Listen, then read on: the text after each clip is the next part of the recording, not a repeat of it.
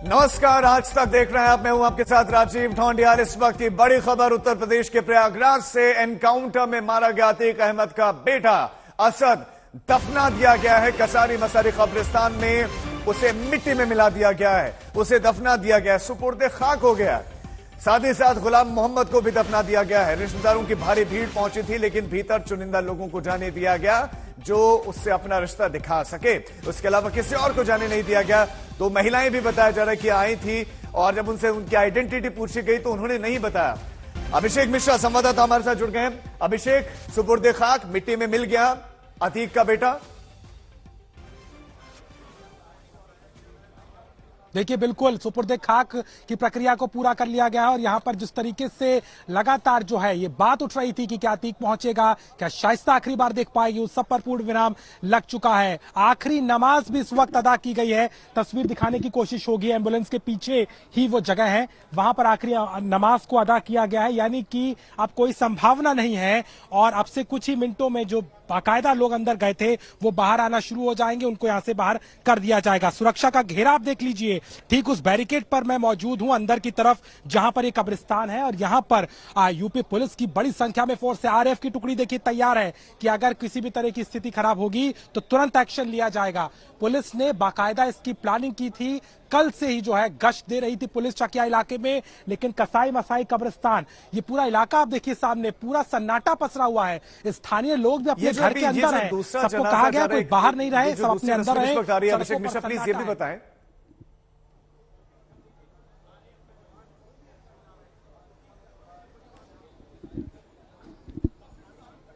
अभिषेक, हमें एक और भीतर जो है शव ले जा रहा था, संभवतः चूंकि कसारी मसारी कब्रिस्तान है, दूसरे भी हो। बहरहाल ये जो तस्वीरें आप देख रहे हैं, अभिषेक मिश्रा, हमारे जो इन तस्वीरों को दिखाने का मकसद है कि सहानुभूति बटोरना नहीं है। सहानुभूति बिल्कुल नहीं होनी चाहिए।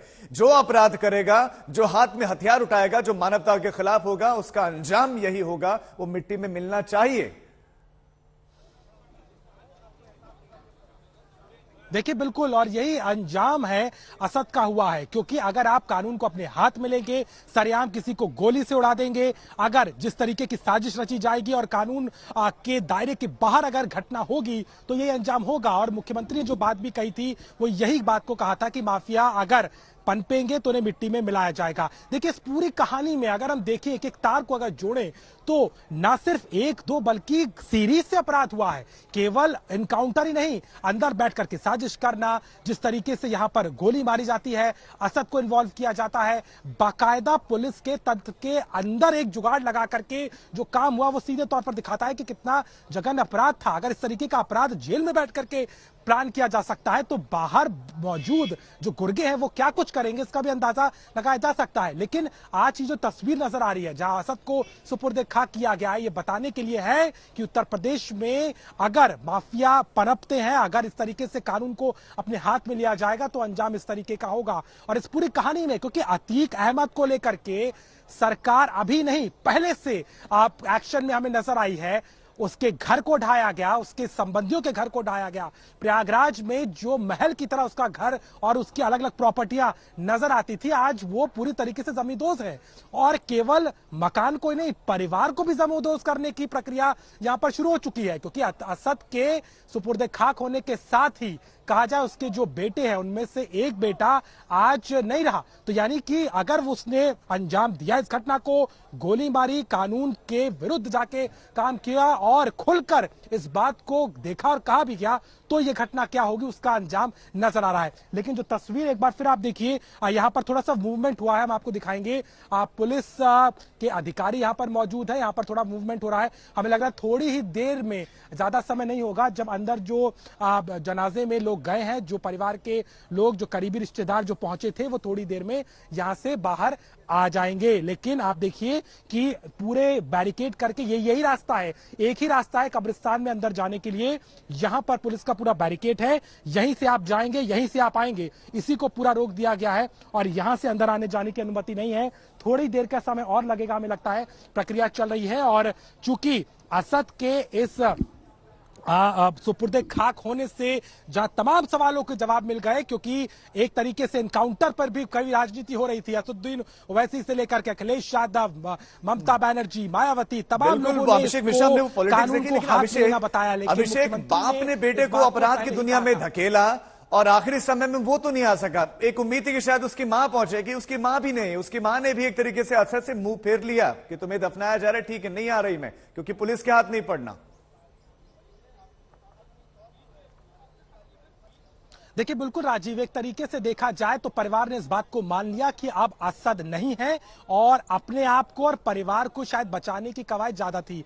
कल जैसा कि मैंने बताया कि असद को, अतीक अहमद और अशरफ को 2 घंटे के लिए दूसरे थाने ले जाया गया था, वहां से मेडिकल कराया गया। वहां हमने पूछा कि असद का इनकाउंटर हो गया है, बॉडी आ रही है, आप जाएंगे क्या, तो आप जाने की स्थिति बनेगी? तो उसने तो कुछ नहीं कहा, अतीक तो चुप रहा। लेकिन अशरफ ने कहा कि अल्लाह की चीज से अल्लाह तक पहुंच गई, यानी कि एक तरीके से अपने आप को अलग कर लिया है अतीक ने भी, अशरफ ने भी। और शाइस्ता भी लगता है एक मां के तौर पर भले ही उसकी संवेदना हो सकती है, लेकिन एक अपराधी के तौर पर, और अगर देखा जाए तो अब पूरा परिवार बच रहा है, क्योंकि शाइस्ता अभी भी फरार है, उसके ऊपर भी इनाम है, पुलिस उसको कभी भी गिरफ्तार कर सकती है अगर वो शिकंजे में भी आती है। तो परिवार एक तरीके से दरकिनार हो रहा है और ये साफ तौर पर दिख रहा है। और अतीक अहमद ने भी कल, भले ही परसों जब खबर मिली कि इनकाउंटर हुआ है वो फूट के रोया, लेकिन कल उसके जो हाव भाव थे पूरी तरीके से चुप रहा, कुछ भी नहीं कहा। और उसकी जो बॉडी लैंग्वेज बता रही थी वो बता रही थी कि सीधे तौर पर इस बात को उसने अपना लिया है, उसने इस बात का आभास हो गया है कि अंजाम बेटे का ये हो गया। अब वो और उसका भाई, इसे एक और अभिषेक ये बात भी लगती है कि वो तो चाहता था, शायद उसको अपने बेटे की कुर्बानी से फर्क नहीं पड़ता, तो बेटे को कुर्बान करना चाहता था। उमेश पाल की बस हत्या हो जाए यही वो चाहता था, और उसमें भले उसका बेटा चला जाए मर जाए उसे फर्क नहीं पड़ता था उसे। बिल्कुल, और यही बात है, यही राहत की बात भी उसने सुपुर्द जो इनकाउंटर उसके बाद कही थी। और यही कारण है कि उमेश पाल की हत्या को अंजाम देना अतीक के लिए कितना जरूरी था, इसके लिए उसने अपने बेटे की जान की बाजी लगा दी, उसको दांव पे लगा दिया और जान बात सीधे तौर पर समझ में आती है कि परिवार के लिए, अतीक के लिए उमेश पाल की हत्या कितनी ज्यादा जरूरी थी कि उस जवान 19 साल के बेटे को भी बलि का बकरा बनाने और चढ़ाने में उसने देर नहीं लगाई और उस घटना को अंजाम दे दिया गया। तस्वीरें आप एक बार फिर देख लीजिए, पुलिस जो है वो अब थोड़ा अंदर की तरफ हमें दिखाई दे रही है, थोड़ा अंदर की तरफ आए हैं, यानी कि मुझे लगता है अब से कुछ ही देर में यहां से लोगों को शायद बाहर करने की भी प्रक्रिया शुरू हो जाएगी। अलर्ट पे है, तमाम अधिकारी यहां पर मौजूद हैं पूरी सुरक्षा के साथ, क्योंकि इस बात की भी लीड थी कि हालात अगर बिगड़ते हैं चकिया के इलाके में, अगर जनाजे को लेकर के, क्योंकि पहले ये हो रहा था कि सीधे चकिया लाया जाएगा शव, वहां पर कुछ देर रखा जाएगा, जो देखना चाह रहे हैं देख लें, लेकिन ये कुछ नहीं किया गया। सीधे शव को झांसी से लाया गया, एम्बुलेंस सीधे आकर के अंतिम संस्कार की प्रक्रिया पूरी हो गई है। अभी क्या अंतिम संस्कार हो गया है कि अभी बाकी? दफनाने के लिए नमाज के बाद में ले गए हैं और रिलेटिव्स हैं उनके 25 से 30 के करीब में, फूफा नाना, तो और जो 2-3 वकील हैं वो भी आए हुए हैं, तो वो सारी उस प्रक्रिया के अंदर लगे हुए हैं। और कुछ महिलाओं के भी आने की बात हो रही थी, वो झड़प भी कर रही थी, वो कौन थी सर? वो अभी तक उस पर कोई कमेंट नहीं कर पाएंगे। अभी तो जो रिलेटिव्स हैं वो रिलेटिव्स बैठे हुए हैं और वो यहाँ से अभी मेरे ख्याल से सुपुर्दे खाक करके वो सारे लोग निकले। शाइस्ता का भी ये था no comments, no comments. Shaista के बारे में पूछा गया तो नो कमेंट्स कहा गया, लेकिन किसी भी अपराधी के लिए ये रिश्ते, ये जो इमोशंस होते हैं, जो भावनाएं होती हैं, ये क्या होती हैं या इनके लिए कितने मायने रखते हैं? सर एक बयान आप सुनिए, ये बयान अशरफ का है। पूछा अतीक से गया था, लेकिन अतीक तो कुछ नहीं बोला, लेकिन अशरफ बोला। क्या बोला एक बार सुनिए। अतीक कुछ तो बोलो, बेटा मार के आया है, एनकाउंटर फर्जी था या सही था? अशरफ कुछ बोलेंगे? योगी हुआ या सही हुआ? जी जी बोलिए। अल्लाह की चीज थी, अल्लाह ने ले लिया, लेकिन गलत तरीके से लिया गया। अतीक कुछ तो बोलो, बेटा मार के आया है, एनकाउंटर फर्जी था या सही था? अशरफ कुछ बोलेंगे? योगी हुआ या सही हुआ? जी जी बोलिए। अल्लाह की चीज थी, अल्लाह ने ले लिया, लेकिन गलत तरीके से लिया गया। कुमार अभिषेक भी हमारे संवाददाता इस खबर पर ज्यादा जानकारी के साथ जुड़ गए। कुमार अभिषेक, न रिश्ते मायने रखते हैं, न भावनाएं कि अल्लाह की चीज थी, अल्लाह के पास चली गई, उनको ज्यादा फर्क नहीं पड़ता, कुर्बान कर दिया बेटे को, अपने अपराध के लिए कर दिया।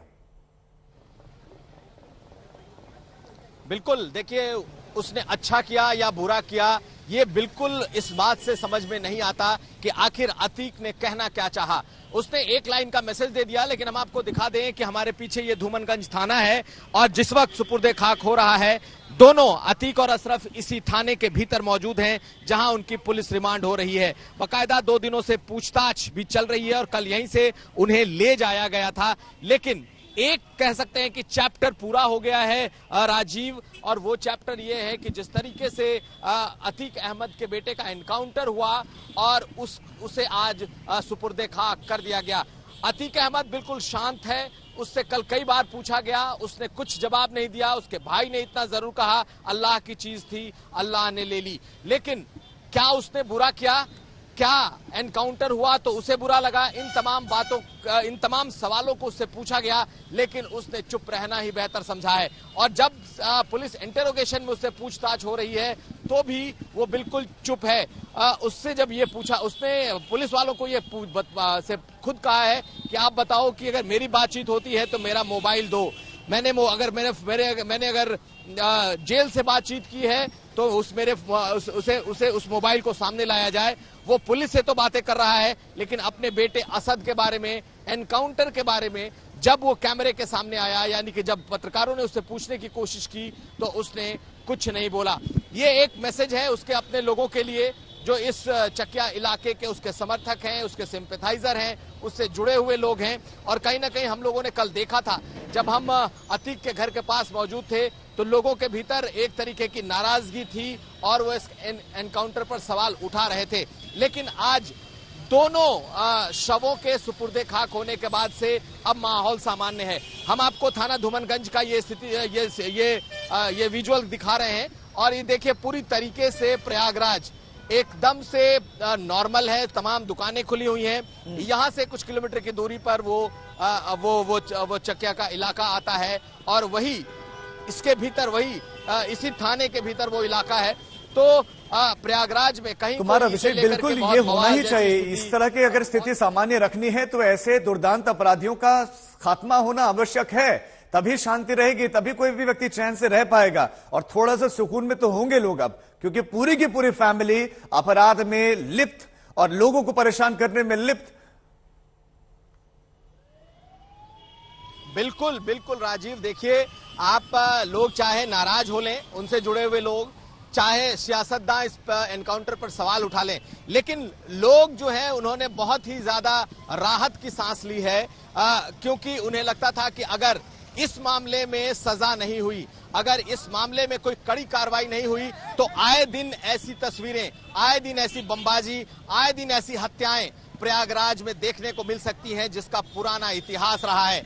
और जिस तरीके से कल की तस्वीरें आई हैं, कल अशरफ और अतीक को बकायदा हथकड़ी लगाकर उसके ही इलाके में ले जाया गया, थाने से ले जाया गया, कुछ दूरी पर दूसरे थाने तक ले जाया गया और उसके बाद यहाँ का जो कॉलविन हॉस्पिटल है वहां ले जाया गया। और दोनों की तुम्हारा विषय आप साथ ये बताएं कि क्या अभी इस वक्त इंटेरोगेशन चल रही, क्या पूछताछ चल रही है अशरफ से, अतीक से? जिस वक्त दफनाया जा रहा था असद को, उस वक्त इससे इंटेरोगेशन चल रही थी? मैं तो पहले आपको तस्वीरें दिखा देता हूं। देखिए ये थाना धूमनगंज है। इस वक्त बिल्कुल ही यहाँ पर कोई चहल पहल नहीं है, खामोशी है बिल्कुल। और इसी थाने के पीछे जो कमरे बने हैं उस कमरे में उसे रखा गया है। कल एटीएस ने लंबी पूछताछ की थी और खासकर पाकिस्तान कनेक्शन को लेकर के, लश्कर कनेक्शन को लेकर के, लेकिन इस वक्त जो भी अगर पूछताछ के लिए लोग मौजूद होंगे तो वो पीछे मौजूद होंगे, आगे ऐसी कोई चीज दिखाई नहीं दे रही। बताया ये जा रहा है कि चूंकि इस वक्त बेटे के सुपुर्द खाक की कार्रवाई चल रही थी, इसलिए यहां पर फिलहाल पूरी तरीके से शांति और खामोशी रखी गई है। कुमार अभिषेक लौटते हैं आपके पास। हमारे साथ अभिषेक मिश्रा भी हैं जो इस वक्त मौजूद हैं कसारी मसारी कब्रिस्तान में, जहां पर दफन कर दिया गया है अतीक के बेटे असद को। अभिषेक मिश्रा, ये तस्वीरें देश भर में जिनके भीतर इस तरह की सोच है कि लोगों को परेशान किया जाए, लोगों को तकलीफ में लाया जाए, आखिरी अंजाम क्या होता है उनको समझ लेना चाहिए। देखिए बिल्कुल राजीव, और इस बात में अब कोई दो राय भी नहीं रह गई है, क्योंकि बातें केवल दावे की अब नहीं रही। शुरू में भले ही कई तरीके के दावे और कई तरह के आरोप सरकार पर भी लग रहे थे कि 45 दिन हो गया, पता नहीं है शार्प शूटर को, सरकार जो कार्रवाई कर रही है वो बनावटी है। लेकिन असद के इनकाउंटर के बाद झांसी के परीक्षा डैम में जब असद और गुलाम को यूपीएसटीएफ की टीम ने मुठभेड़ में मार गिराया, तो इस बात को साबित किया कि अगर इस तरीके का जुल्म होगा, इस तरीके का अपराध होगा, तो ये कार्रवाई होगी। और असद को इनकाउंटर से लेकर के उसको ट्रैक करने को लेकर के एसटीएफ की टीम लगातार सक्रिय थी, कई दबिश दी गई थी, पूरे प्लान ऑफ एक्शन को समझने के लिए पूरा खुफिया तंत्र भी लगाया गया था। लेकिन ये जरूर है कि 48 दिन होने के बाद जब आज सुपुर्दे खाक यहां पर असद हुआ है और ये नजर आता है कि जिस तरीके की कार्रवाई का दावा योगी आदित्यनाथ मुख्यमंत्री कर रहे थे वो आज पूरी लग रही है। और अतीक अहमद के चेहरे पर डर भी था, हमने देखा भी कि जब उसे खबर मिली तो उसके अंदर जो एक तरीके से जो उसको रोना आया, जिस तरीके के उसके हाव भाव थे, वो इस बात को समझ रहा था कि गलती उससे हुई है और उसने अपने बेटे को इस पूरे साजिश में रखकर कहीं ना कहीं आज उसको खो दिया। इस बात को शाइस्ता भी कह रही थी, क्योंकि ये पता चलता है कि वो इसके पक्ष में नहीं थी कि असद को इस पूरे षड्यंत्र में रखा जाए। लेकिन उमेश पाल से बदला लेना, उसकी हत्या कराना अतीक अहमद के लिए इतना जरूरी हो गया था कि वो इस बात को भूल गया कि जिसकी बलि वो चढ़ा रहा है वो उसका खुद की औलाद है। और उसको जब उसने इस पूरे षड्यंत्र में शामिल किया, उसका अंजाम आज यहां पर दिखाई दे रहा है। प्रयागराज में सालों से अतीक अहमद का एक पूरा नेक्सस चलता रहा। यहां पर जो भी संपत्तियां, चाहे उनको कब्जाना हो, परिवारों में दखलंदाजी हो, कईयों को मौत के घाट उतारना हो, और इस बात को समझना कि 100 से ज्यादा मुकदमे लिखने के बावजूद सजा होती है 40-45 साल बाद, अभिषेक, वो भी हाल ही में। अतीक अहमद कितना शातिर है ये सबको पता है। जिस व्यक्ति का उत्तर प्रदेश में रहते हुए इंटरनेशनल कनेक्शन उजागर हो रहे हो, आप क्लियर हो रहा हो, वो कितना शातिर हो सकता है हम समझ सकते हैं। क्या जो इसका इतना बड़ा नेक्सस है, ये इसके दोनों बेटे, चूंकि 2 बड़े बेटे वो जेल में हैं, 2 छोटे बेटे हैं वो बाल सुधार गृह में हैं, जो एक बाहर था वो असद था। क्या वो असद को पूरा साम्राज्य सौंपना चाह रहा था, जैसे उसने चांद बाबा के साथ किया, अब वो असद के साथ, असद को इस तरह से इंट्रोड्यूस करना चाह रहा था सोसाइटी के सामने कि अब मेरा साम्राज्य ये देखेगा, लेकिन ऐसा कर नहीं सका बेटा, तो एनकाउंटर में ढेर हो गया। देखिए बिल्कुल राजीव, इस बात को ऐसे समझा जा सकता है क्योंकि उमेश पाल की हत्याकांड में असद को मुख्य सरगना के तौर पर रखना, उसके इर्द गिर्द ही पूरी साजिश का ताना बाना बुनना, मेन शूटर वही था, गोली वही चलाता है, गुड्डू मुस्लिम बम फेंकता है, और इस बात को बताने की कवायद थी कि मैं अभी कमजोर नहीं हूं, मेरी विरासत आगे है। और कहीं ना कहीं असद को कमान देने की पूरी कोशिश थी, क्योंकि जैसा नजर आता है परिवार के तमाम बेटे इस वक्त तैयार नहीं थे। एक जेल में था, 2 नाबालिग हैं, और असद को लेकर के कहीं ना कहीं अतीक के मन में था कि अगर कोई आगे बढ़ाएगा उसकी सल्तनत को तो वो असद। बिल्कुल, अब माफियाओं को समझना होगा, अपराधियों को समझना होगा कि समय बिल्कुल अभिषेक अब बदल गया है। आप दोनों नजर बनाए रखें, अपडेट्स के लिए आपके पास लौटेंगे। सुपुर्दे खाक कर दिया गया है अतीक अहमद के बेटे असद को। एकड़ी खत्म नहीं हुई है, पुलिस या इन्वेस्टिगेशन में बताया जा रहा है कि पुलिस से ही बहस कर रहा है। पुलिस उसे जो सवाल करती है उन सवालों के जवाब नहीं दे रहा है। वो जो उसका मिजाज है वो बड़ा सख्त दिखाने का प्रयास कर रहा है। जेल में है, बेटा दफन हो चुका है, एनकाउंटर में मारा गया है, पत्नी भागी हुई, 2 बड़े बेटे जेल में हैं, 2 छोटे बेटे बाल सुधार गृह में हैं, उसके बाद भी इसकी एकड़ी कम नहीं हुई है। हर सवाल के जवाब में बोलता है कि कुछ नहीं पता। पूछताछ में ये अतीक अहमद बोलता रहा कि हम तो जेल में थे।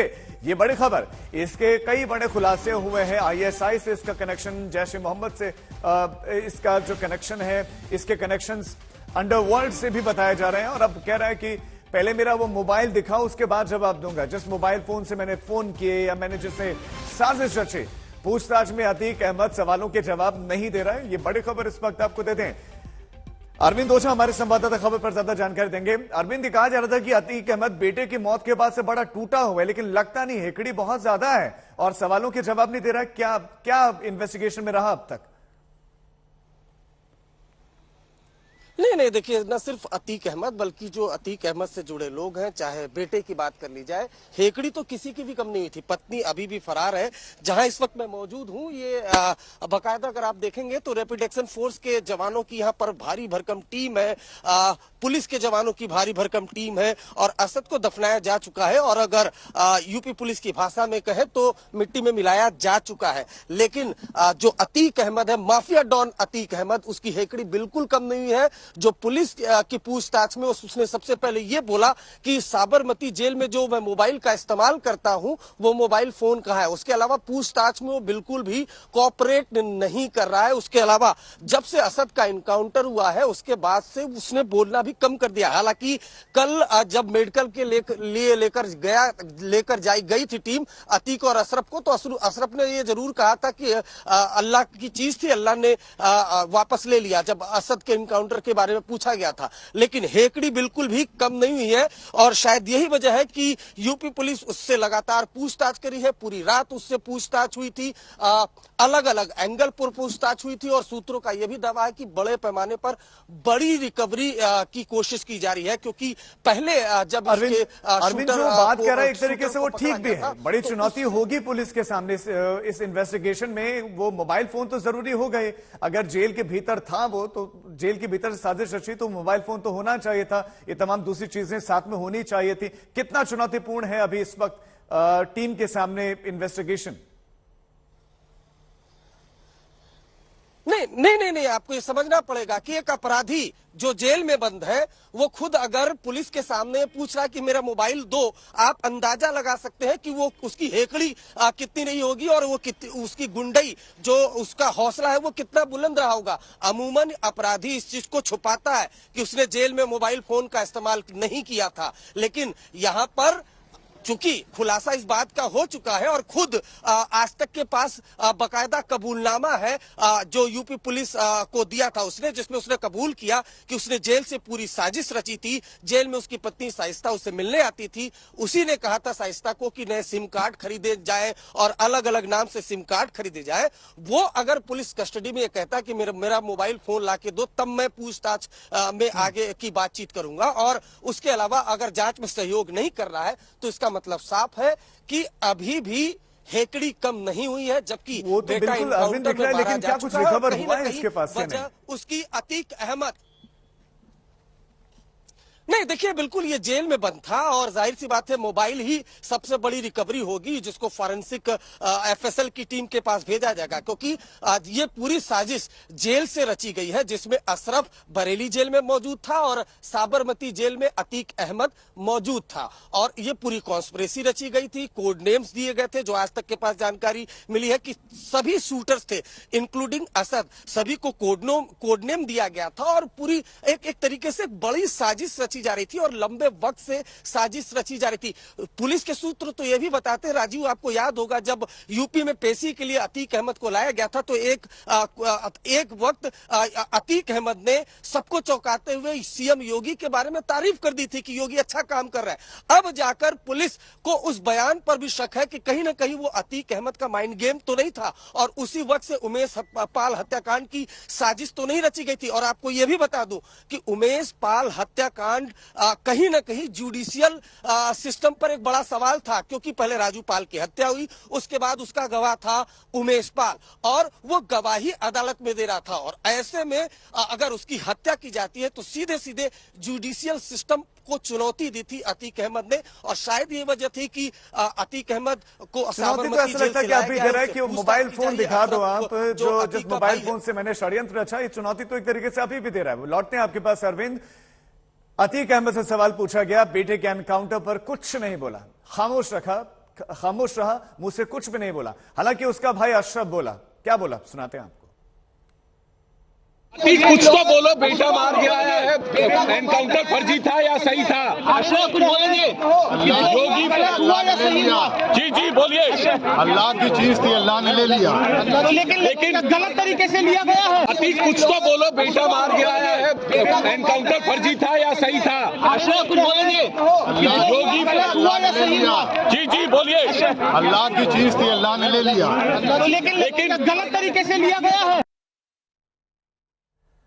हमारे संवाददाता समर श्रीवास्तव भी इस खबर पर ज्यादा जानकारी के साथ जुड़ गए हैं। समर्थ, हमने प्रयागराज की तस्वीरें भी दिखाई, वो खबरें भी सामने आ रहे हैं कि हेकड़ी अभी भी इसकी कम नहीं हुई है, बेटा सुपुर्द खाक हो गया है और बिल्कुल जो हम तस्वीरें देख रहे हैं आखिरी है, वहां पर संभवतः नमाज अदा की जा रही है आखिरी।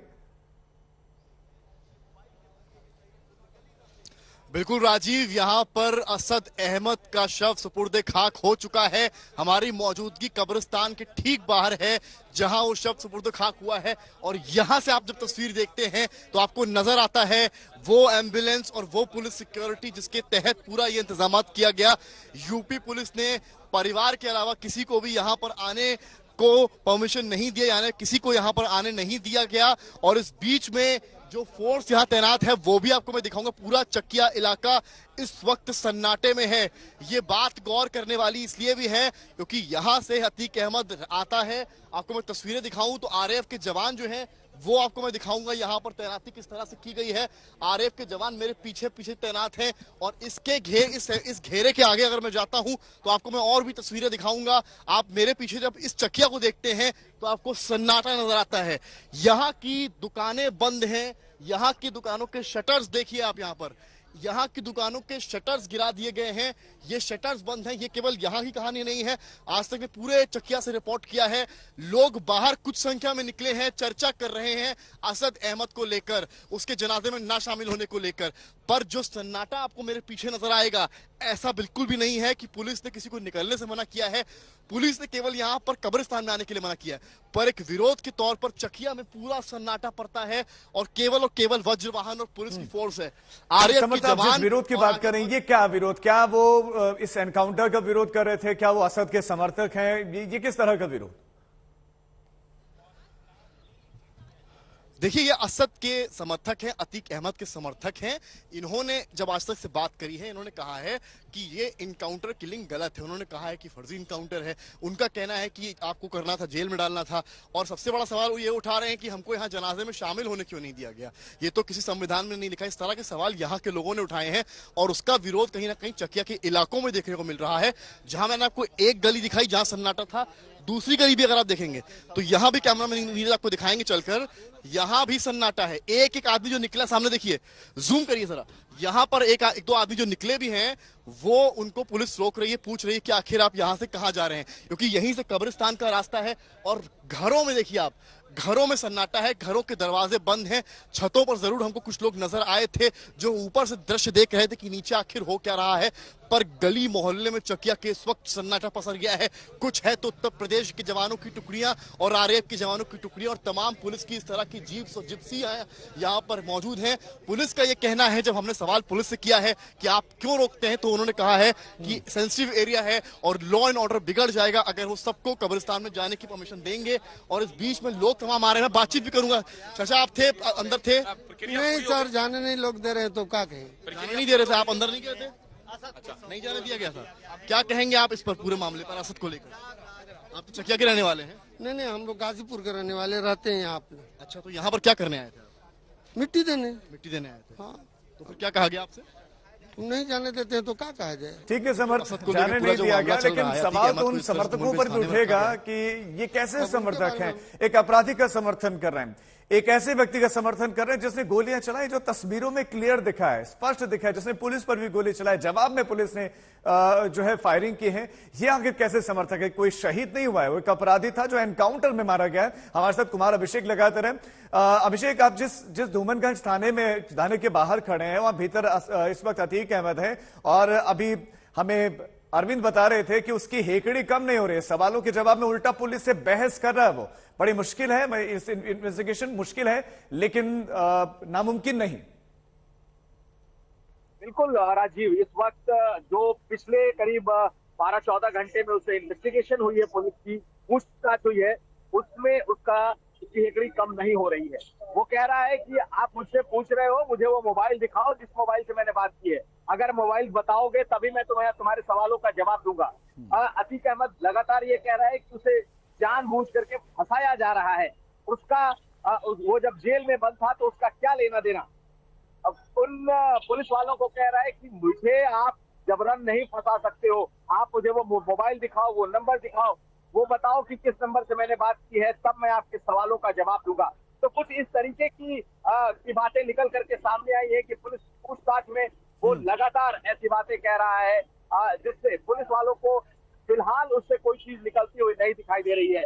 ये कुछ इसी तरह की बात अशरफ भी कह रहा है। अशरफ का भी यही कहना है कि मैं जब बरेली में बंद हूँ, मुझे कोई जानकारी नहीं है कि ये कैसे हुआ और आप मुझे कैसे ऐसा पूछ सकते हैं। पुलिस इन्वेस्टिगेशन में आप बिल्कुल बहस कर रहे हैं। अरविंद ओझा भी हमारे साथ हैं। अरविंद, यानी कि उसका जो अब तक के जो आंसू दिख रहे थे वो सब नौटंकी था, जो कह रहा था कि मिट्टी में मिल गया है, सब अब रगड़ा जा रहा है, ये सब एक तरीके से नौटंकी, क्योंकि अगर ऐसा होता, रगड़ा जा रहा था, तो पुलिस इन्वेस्टिगेशन में ये मदद करता है। ऐसा नहीं कर रहा है। अब कोई आंसू नहीं, उसकी वाइफ शाइस्ता परवीन भी नहीं आई। नहीं, बिल्कुल देखिए, और मैं ग्राउंड जीरो से 3 आपको चीजें बताऊंगा राजीव, जो मैं देख पा रहा हूं। सबसे पहले बताऊं कि माफिया डॉन अतीक अहमद के गढ़ में उसको पूरी तरह से 150 लोग रहे होंगे। 150 लोग थे। अच्छा, पुलिस की तरफ से किसी तरह की रोक टोक आप लोगों को? नहीं, हम लोग कोई रोक नहीं, आगे अगर आते तो लाखों लोग आ जाते। आप लोगों ने जनाजे की नमाज पढ़ाई, फिर कांधा भी दिया। हाँ जी। कांधा क्या बाद में दिया गया यहाँ पर? नहीं, कांधा यहाँ से दिया गया। अच्छा, कांधा बाद में दिया गया जय। तो पूरी प्रक्रिया पूरी हो गई है अब? ठीक। पूरी प्रक्रिया। तो देखिए, ये लोग हैं जो कि अंदर से बाहर निकल रहे हैं। पूरी हो गई। जो लोग भीतर से बाहर आ रहे थे उनके बयान हम सुना रहे थे अभी तक। और अरविंद हमारे साथ। अरविंद, आप अपनी बात कंप्लीट कर सकते हैं, क्योंकि इस बीच में रिएक्शंस आ रहे थे।